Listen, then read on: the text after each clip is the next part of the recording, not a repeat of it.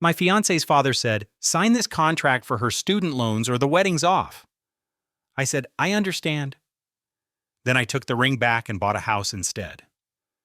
3 months later, the loan collectors were calling him as the co-signer. I, 29, male, was supposed to marry Jenna, 27, this past June. We'd been together 4 years, engaged for 1. Everything seemed perfect until her dad pulled his power move at what was supposed to be a casual dinner 3 months before the wedding. Gordon, her father, always gave me weird vibes. Real estate broker, drove a leased BMW he couldn't afford. Constantly talked about building generational wealth while being behind on his own mortgage. But Jenna adored him, so I kept my mouth shut. That Tuesday night after we'd finished eating, Gordon pulled out this folder, like an actual manila folder with typed documents inside. Slid it across the table like we were in some corporate merger. "Before you join this family officially, we need to discuss Jenna's education investment." I looked at Jenna. She was staring at her plate. The investment was $127,000 in student loans for her master's in creative writing from a private university. The one Gordon insisted she attend because prestige matters more than price. "I need you to sign as co-borrower on the refinancing," he said. "Better rates with dual income." I flipped through the papers. The loan terms were insane.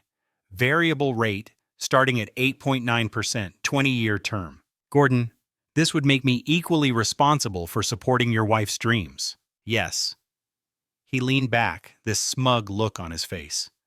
"Unless you don't believe in her potential." Jenna finally spoke up. "Dad, we talked about this being voluntary." "Sweetheart, a real man doesn't let his woman struggle with debt alone." I set the papers down. "I need time to review this with a financial advisor." Gordon's face went red. "Financial advisor? This is about trust. You either commit to this family fully or—" He let it hang there. "Or what? Or maybe you're not ready for marriage. Can't have the wedding if you're not committed to the family burden." He paused. "I mean, investment." I looked at Jenna. She was crying silently. "I understand," I said. "Got home that night and couldn't sleep." Jenna kept apologizing, saying she had no idea her dad would do this, that she'd talk to him. But something felt off. She was upset, yeah, but not shocked, not angry at him. Next morning I did some digging. Found out through a mutual friend who worked at the university that Jenna had actually graduated with about $63,000 in loans.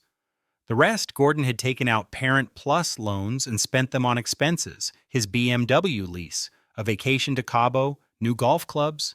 Now he wanted to consolidate everything and make me responsible for his spending. I confronted Jenna that evening. She broke down completely. "I didn't know how to tell you. He said he was helping with living expenses, but I found out later he was using it for himself. He promised he'd pay it back, but then his real estate deals fell through. And you knew this whole time. You knew. I was going to tell you after the wedding. I swear. After I was legally bound to you." She couldn't deny it. I took the ring back that night. Not dramatically.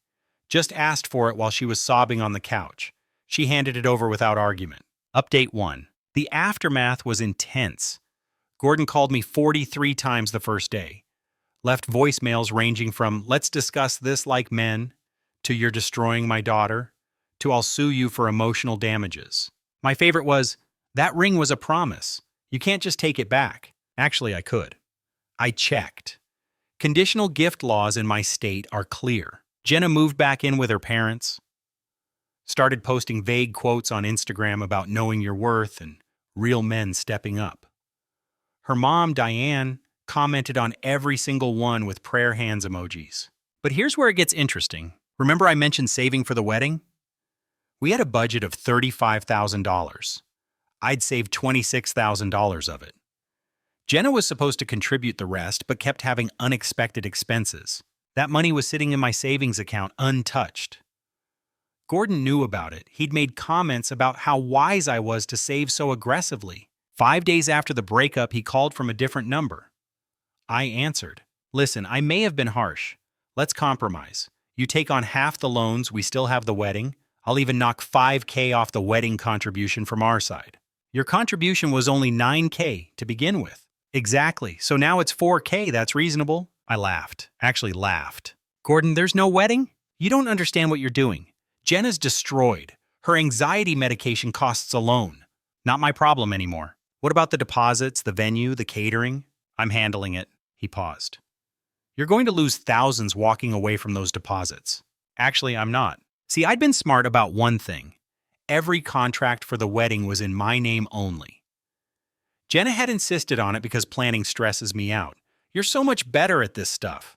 I'd already called to the venue. Turned out another couple had been waitlisted for our date. The venue agreed to transfer everything if I let them keep a small transfer fee. Lost maybe $800 total instead of $8,000. The catering? My buddy from college had just started his restaurant business and was doing it at cost as our wedding gift. He was relieved when I called it off. Turned out he'd been stressing about the dietary restrictions Jenna kept adding. The photographer was my cousin. The flowers were through a family friend. I lost maybe $2,000 total in deposits. Had $24,000 left. You know what I did with it? Put a down payment on a house. A small 2-bedroom fixer-upper in a decent neighborhood. Closed in 30 days thanks to the cash down payment. Update 2. Gordon's getting desperate. Found out through mutual friends that he'd been telling everyone I financially abused Jenna by stealing the wedding funds. Even called my parents to tell them they raised a con artist. My mom's response was legendary. At least my son knows not to spend loan money on a BMW lease. How did she know about that?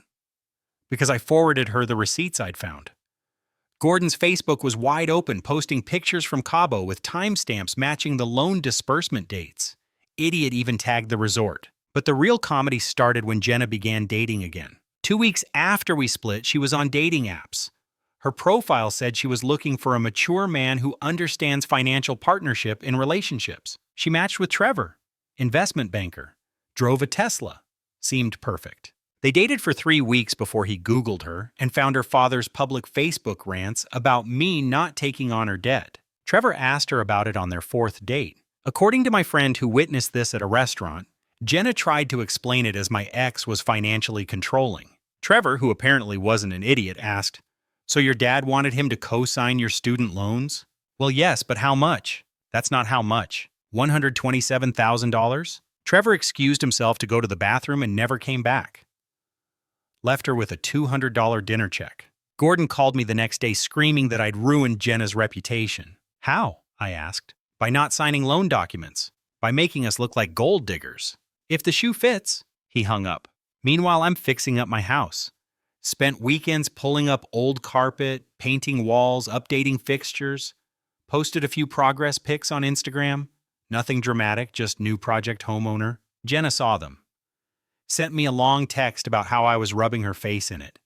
And you know, I always wanted a house. Yeah, I knew she wanted a house she didn't have to pay for. Update 3. Remember those loans Gordon wanted me to co-sign on? Funny thing about Parent Plus loans. They're in the parent's name, not the student's. And Gordon, in his infinite wisdom, had been making minimum payments for years while the interest accumulated. Well, 3 months after our breakup, something beautiful happened. See, when I refused to sign the refinancing documents, Gordon had to find another solution. His original plan was to consolidate everything into a private loan with better terms using my credit score and income. Without me, he was stuck. The loans went into default. The first call came while I was at work. Gordon, panic in his voice. "They're garnishing my wages. They can't do this." "Who is the loan servicer?" "They're taking 15% of my commissions." I stayed quiet.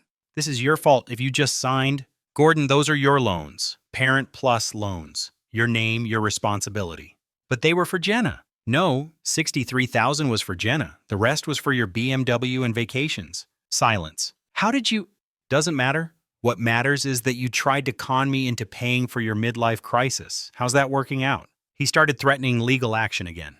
I hung up. But it gets better. Diane, Jenna's mom, didn't know about the loan default until they tried to refinance their house to help with the situation. Turns out Gordon had been hiding a lot of financial problems. The default tanked his credit, no refinancing possible. Diane called me crying, begging me to reconsider. "He made a mistake, please, you loved Jenna once." I did. Then I found out she was complicit in fraud. It's not fraud, it's family helping family. It's literally fraud. Using education loans for personal expenses, that's fraud. She hung up on me. Then came the real estate license issue. Turns out having your wages garnished doesn't look great to the real estate board. Gordon's broker got wind of his financial situation. Started questioning whether he could be trusted with client escrow accounts. He wasn't fired, but he was put on probationary status, meaning someone else had to oversee all his transactions. His commission split went from 70-30 to 50-50 to account for the extra supervision. Update 4. Jenna reached out last week. Different energy entirely. Can we talk in person? Against my better judgment, I agreed. Met at a coffee shop. She looked rough. Stress, weight loss. Bags under her eyes, nails bitten down to nothing. I'm sorry, she started. I should have told you about the loans, about Dad using the money. I waited. He's losing it. Mom found out he took out a second mortgage last year without telling her. Used her signature. She's filing for divorce. That's unfortunate. I need to ask you something. She pulled out papers. Would you be willing to write a statement for Mom's lawyer about Dad trying to force you to take the loans? I looked at the papers. Your mom wants me to help her divorce your dad. She needs to prove financial deception. Your situation shows a pattern. The irony was incredible. Incredible. Jenna, you were part of that deception. I know I was, but I didn't think you'd find out until after we were married. She started crying. I loved you, I still do.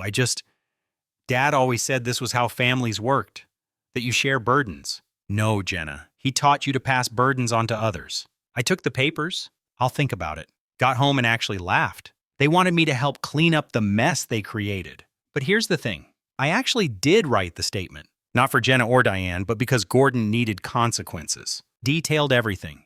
The attempted coercion, the threats about calling off the wedding, the revelation about misused loan funds. Diane's lawyer was very interested in the Cabo vacation funded by education loans. Update 5. Gordon's world has officially imploded.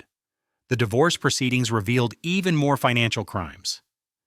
He'd opened credit cards in Diane's name, took out a car loan for a boat he sold 2 months later. The Parent Plus loans were just the tip of the iceberg. But the real karma came from an unexpected source.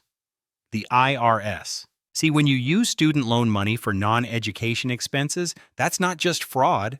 It's potentially taxable income you didn't report. Diane's lawyer, being thorough, reported the whole situation to the IRS. Gordon called me drunk at 2 a.m. last Tuesday. You destroyed my life. No, Gordon, you destroyed your life. I just declined to participate. My daughter won't even talk to me. Can you blame her? She has to move back in with Diane. Can't afford her apartment anymore. Maybe she should get a job that uses that creative writing degree. He went on a rant about respect and family and how his generation understood commitment. I put him on speaker and made a sandwich. Eventually, he tired himself out. You could have had everything, a beautiful wife, a family, connections in real estate. Gordon, I do have everything. I have a house that's mine, a job with no garnished wages, a credit score in the 800s, parents who aren't getting divorced. What exactly did I miss out on? He hung up. Jenna texted me the next day. Dad's moving back in with Grandma. Lost the house in the divorce. I didn't respond. She sent another. I got a job at Barnes & Noble. Good for her. Another. I'm sorry for everything. You didn't deserve any of this. That one I responded to. You're right. I didn't. Final update. Closed on selling my house yesterday. Made a $38,000 profit after just 6 months of fixes and market appreciation. Already under contract for a better place in a better neighborhood. Gordon's living with his mother, working part-time at a different real estate firm. His wages are still being garnished. The IRS hit him with $34,000 in back taxes and penalties. He's 58 years old and basically starting over. Diane got the house in the divorce but had to sell it to pay off the secret debts Gordon accumulated. She's renting a 1-bedroom apartment now, working as a receptionist.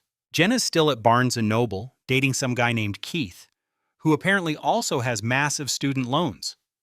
Guess she found her financial partnership. My cousin, who was going to photograph our wedding, shot a proposal last week. The guy signing the check mentioned he'd heard about that situation with the loans through mutual friends. Said it made him and his fiancée have a serious talk about financial transparency before marriage. They actually went to a financial counselor together. You probably saved that couple years of problems. My cousin told me, maybe. Last week I got a LinkedIn notification. Gordon viewed my profile. That's it, just viewed it. I updated it the next day with my new promotion to senior project manager. Petty? Maybe. Satisfying? Absolutely. Oh, and remember that ring? Sold it for $8,700. Put it toward the new house down payment. The jeweler asked if there was a story behind it. I said, yeah. Dodged a $27,000 bullet. He laughed and said, "Oh, I should buy a lottery ticket with luck like that." Told him luck had nothing to do with it. Sometimes the best investment you can make is walking away from a bad deal, even if that deal comes wrapped in a white dress and calls itself love. To anyone facing similar pressure, no is a complete sentence. Your financial future is not a dowry, and anyone who tries to use your love as leverage for their gain doesn't love you. They love what you can do for them. Also, always get everything in writing, even crazy demands, especially crazy demands. Gordon, if you're reading this, and I know you are because Jenna said you've been hate stalking my socials, your BMW got repossessed last month. I saw it on the auction website. Went for $11,000 under book value. Guess that generational wealth isn't generating much, is it? Cool, cool.